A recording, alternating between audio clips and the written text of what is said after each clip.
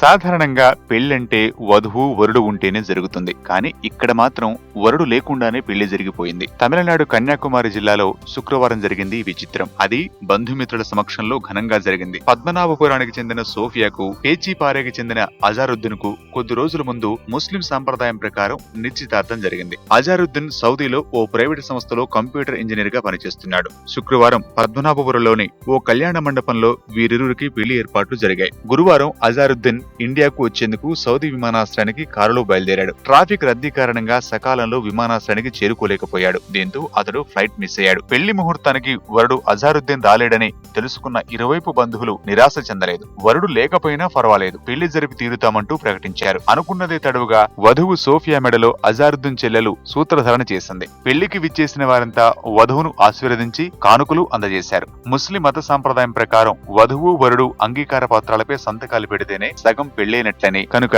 సోఫియాకు జరిగింది పెళ్లిగానే పరిగణిస్తామని పెద్దలు స్పష్టం చేశారు.